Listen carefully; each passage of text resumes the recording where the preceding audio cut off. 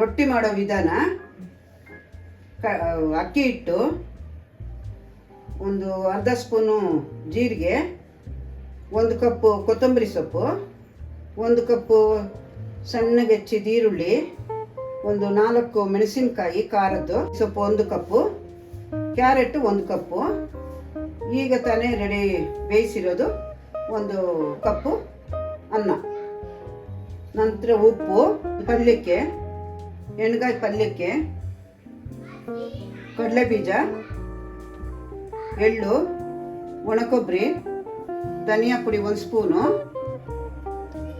ಅರಿಶಿನ ಪುಡಿ, ಗರಂ ಮಸಾಲ, ಖಾರದ ಪುಡಿ, ಇಷ್ಟು. ಇದು ಎಣ್ಗಾಯಿಗೆ ಇಷ್ಟು ಸಾಮಾನು. ಈಗ ರೊಟ್ಟಿ ಜೊತೆಗೆ ನೆಂಚ್ಕೊಳ್ಳೋಕ್ಕೆ ಇಷ್ಟು. ಬಿಸಿನೀರು ಹಾಕ್ಕೊಂಡು ಸ್ವಲ್ಪ ಹಾಕ್ಕೊಂಡು ಚೆನ್ನಾಗಿ ಮಿಗಿಯುವಂಗೆ ಕಲಿಸ್ಕೋಬೇಕು. ನೋಡಿ, ಹಿಂಗೆ ಬರಬೇಕು ಹಿಟ್ಟು ಚೆನ್ನಾಗಿ. ಅವಾಗ ರೊಟ್ಟಿ ಸೈಡೆಲ್ಲ ಚೆನ್ನಾಗಿ ಬರುತ್ತೆ, ಬಿಟ್ಕೊಳ್ಳಲ್ಲ. ಇಲ್ಲ ಅಂತಂದರೆ ಬಿಟ್ಕೊಂಡ್ಬಿಡುತ್ತೆ. ಚೆನ್ನಾಗಿ ಬರ್ತಾಯಿದೆ ಹಿಟ್ಟು.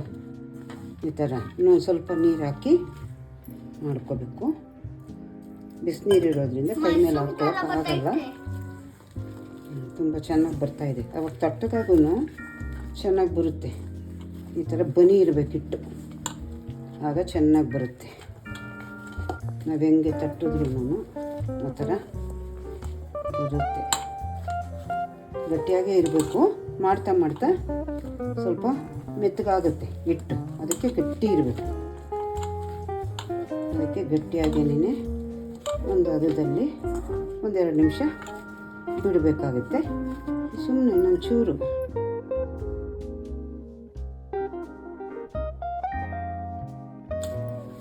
ಚೆನ್ನಾಗಿ ಬಂದಿದೆ ಹಿಟ್ಟು ತಟ್ಟೋಕ್ಕೆ.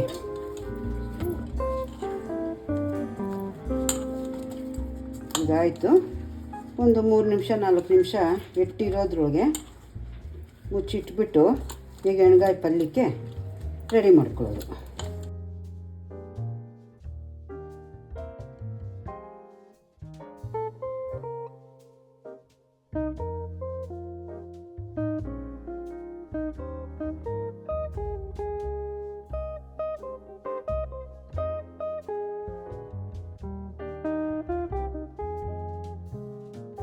ಈಗ ಮಿಕ್ಸಿಗೆ ಹಾಕ್ಕೊಳ್ಳೋಕ್ಕೆ, ಪೌಡ್ರ್ ಮಾಡ್ಕೊಳ್ಳೋಕ್ಕೆ ಕಡಲೆ ಬೀಜ, ಒಣಕೊಬ್ಬರಿ, ಎಳ್ಳು ಇದನ್ನು ಹಾಕ್ಕೊಂಡು ಪೌಡ್ರ್ ಮಾಡ್ಕೊಳ್ಳೋದು. ಬದನೆಕಾಯಿ ಎಣ್ಗಾಯಿಗೆ ಈಗ ಇದನ್ನು ಪೌಡ್ರ್ ಮಾಡ್ಕೋಬೇಕು.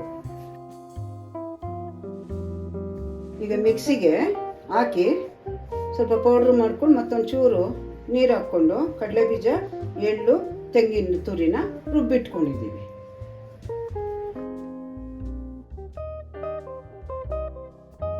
ಇದೇ ಥರ ಕಟ್ ಮಾಡ್ಕೋಬೇಕು. ಯಾಕೆಂದರೆ ತವ ಮೇಲೆ ಇಟ್ಟಾಗ ಅದು ಚೆನ್ನಾಗಿ ಬೇಯುತ್ತೆ.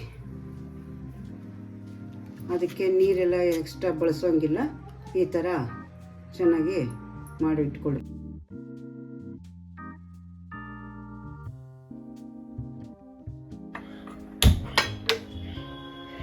ಸ್ಟವ್ ಮೇಲೆ ಫ್ಯಾನ್ ಇಟ್ಬಿಟ್ಟು ಬಿಸಿ ಬಂತು ಫ್ಯಾನು. ಇದಕ್ಕೆ ಒಂದು 100-150 ಗ್ರಾಮು ಎಣ್ಣೆ ಹಾಕೋಣ.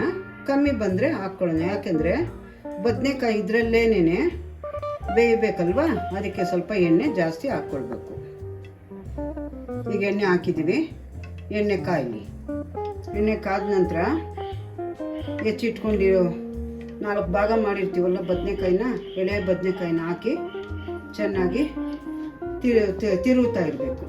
ಅದೊಂದು ಅದಕ್ಕೆ ಬರೋವರೆಗೂ ತಿರುವಿ ಎತ್ತಿಟ್ಕೋಬೇಕು. ಎಣ್ಣೆ ಕಾಯ್ತಾ ಇದೆ. ಎಣ್ಣೆ ಕಾಯ್ದಿದೆ. ಈಗ ಒಂದೊಂದೇ ಬದನೆಕಾಯಿನ ಎಣ್ಣೆಗೆ ಹಾಕಬೇಕು.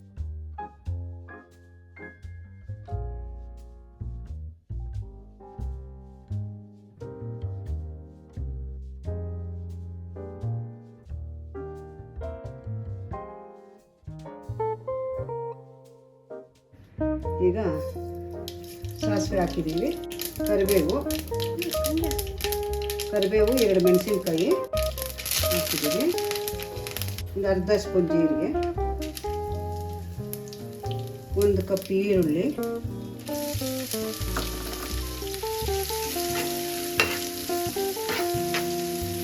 ಚೆನ್ನಾಗಿ 2 ನಿಮಿಷ ಬೇಯಬೇಕು ಈರುಳ್ಳಿ.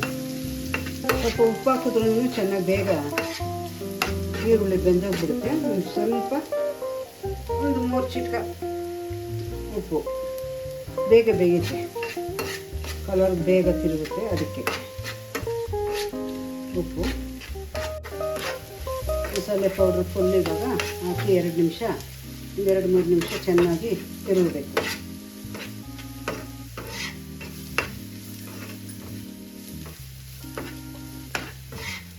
ಇವಾಗ ರುಬ್ಕೊಂಡಿರುವಂಥ ಪೇಸ್ಟು ಅಂದರೆ ತೆಂಗಿನಕಾಯಿ, ಎಳ್ಳು, ಕಡಲೆ ಬೀಜ ರುಬ್ಕೊಂಡಿದ್ದೀವಲ್ಲ ಅದನ್ನು ಹಾಕಿ ಚೆನ್ನಾಗಿ ತಿರುವು ಕೊಡಬೇಕು. ಚೆನ್ನಾಗಿ 5 ನಿಮಿಷ ತಿರುವು ಆದಮೇಲೆ ಬೇಕು ಅಂದರೆ ಸ್ವಲ್ಪ ನೀರು ಹಾಕ್ಕೊಂಡು ತಿರುವು ಕೊಡಬೇಕು.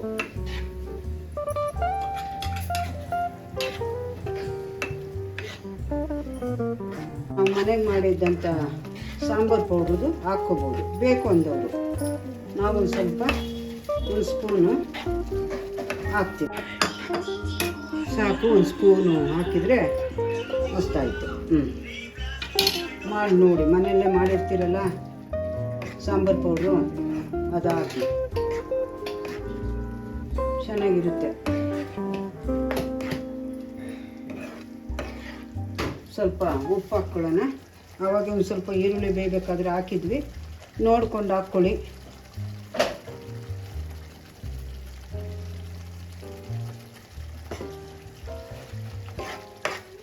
ಕಮ್ಮಿ ಇದ್ದರೆ ಹಾಕ್ಕೋಬೋದು. ಕುದೀತಾ ಇದೆ, ಇನ್ನೂ ಸ್ವಲ್ಪ ಕುದೀಲಿ. ಬದನೆಕಾಯಿ ಚೆನ್ನಾಗಿ ಖಾರ ಅದಕ್ಕೆ ಹೋಗಬೇಕು. ಬೇಕು ಅಂದರೆ ಇನ್ನೊಂದು ಸ್ವಲ್ಪ ನೀರು ಹಾಕ್ಕೊಳ್ಬೋದು. ನೋಡಿ, ಇದು ಕುದ್ದಾದ್ಮೇಲೆ ಇನ್ನೊಂದು ಅರ್ಧ ಗ್ಲಾಸು ಹಾಕ್ಕೋಬೋದು. ಹಾಕ್ಕೋಬೇಕು ಅನಿಸುತ್ತೆ, ಯಾಕಂದರೆ ಬದನೆಕಾಯಿ ಹಾಕಿದ್ಮೇಲೆ ಚೆನ್ನಾಗಿ ಖಾರ ತಗೋಬೇಕಲ್ಲ ಅದು. ಅದಕ್ಕೆ ಹಾಕೋದ್ರಿಂದ ಏನು ತೊಂದರೆ ಇಲ್ಲ. ಒಂದು 10 ನಿಮಿಷ ಬೇಯಬೇಕಾಗುತ್ತೆ. ಈಗ ಒಂದು 40-50% ಬದನೆಕಾಯಿ ಬೆಂದಿದೆ, ಎಣ್ಣೆಯಲ್ಲೇ ಡ್ರೈ ಆಗಿದೆ. ಇವಾಗ ಖಾರದ ಜೊತೆ ಹಾಕಬೇಕು, ಹಾಕ್ಕೊಳ್ಳಿ ಹಾಕಬೇಕು. ಕುದಿಬೇಕಾದ್ರೂ ಬೇಕು ಅಂತಂದರೆ ಸ್ವಲ್ಪ ನೀರು ಹಾಕ್ಕೊಳ್ಬೋದು. ಅದು ಬೆಂದಿಲ್ಲ ಅಂದಾಗ ಒಂದು ಸ್ವಲ್ಪ ಹಾಕ್ಕೋಬೋದು, ಬೆಂದೋಗ್ಬಿಡುತ್ತೆ. 40% ಬೆಂದಿದೆ. ತುಂಬ ಬೆಂದುಬಿಟ್ರೂ ಚೆನ್ನಾಗಿರೋಲ್ಲ. ತವ ಒತ್ಬಿಟ್ಟಾತು ನೋಡ್ಕೊಳ್ಬೇಕು, ಯಾಕಂದರೆ ನೀರು ಕಡಿಮೆ ಹಾಕಿರ್ತೀವಲ್ವ. ಇದೆಲ್ಲ ಗಟ್ಟಿಯಾಗೇ ಇರಬೇಕು ರೊಟ್ಟಿಗೆ ತಿನ್ನೋಕ್ಕೆ. ಅದಕ್ಕೆ ಅಷ್ಟೊಂದು ತೆಳ್ಳಗೆ ಮಾಡೋಂಗಿಲ್ಲ ಇದು.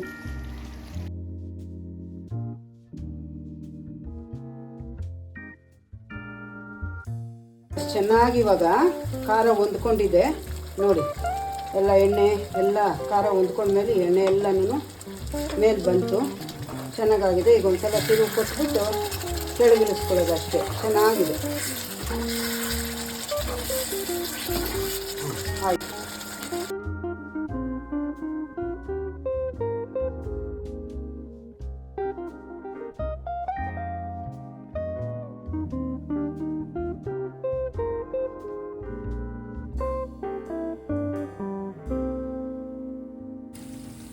ಬೇಯ್ತಾ ಇದೆ, ರೊಟ್ಟಿ ಬೆಂದಿದೆ ರೊಟ್ಟಿ. ಇವಾಗ ತೆಗಿಯೋಣ.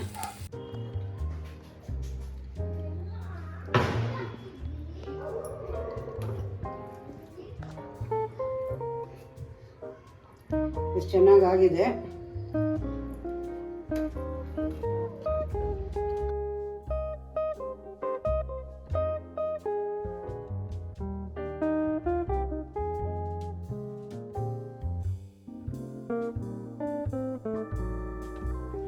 ಬದನೆಕಾಯಿ ಗ್ರೇವಿ ಎಷ್ಟು ಚೆನ್ನಾಗಿದೆ ಅಂದರೆ ನೋಡಿ. ಇದು ನಿಂಗೆ ಎತ್ತಿ ಮೇಲೆ ಇಟ್ಕೊಂಡು ಅದ್ರ ಜೊತೆಗೆ ಅದು ತಗೊಂಡು ತಿಂತಾ ಇದ್ದರೆ 4 ರೊಟ್ಟಿ ತಿನ್ನಬೇಕು ಅನ್ನುತ್ತೆ. ರೊಟ್ಟಿ ಅಂತೂ ಅಷ್ಟು ಚೆನ್ನಾಗಿದೆ. ಸುಮ್ಮನೆ ನೋಡಿ ಹಿಂಗೆ ಮುರಿದ್ರೆ ಸಾಕು, ಹಂಗೆ ಮುರಿಯುತ್ತೆ. ನೋಡಿ ಇದು, ನೋಡಿ ತಾತಾಜಿಗೆ ಅಲ್ಲಿಲ್ಲ ಅಂದವರು ತಿನ್ಬೋದು, ಅಷ್ಟು ಚೆನ್ನಾಗಿದೆ. ಈ ಥರ ಮಾಡ್ಕೊಳ್ಳಿ ರೊಟ್ಟಿನ, ಭಾಳ ಚೆನ್ನಾಗಿದೆ.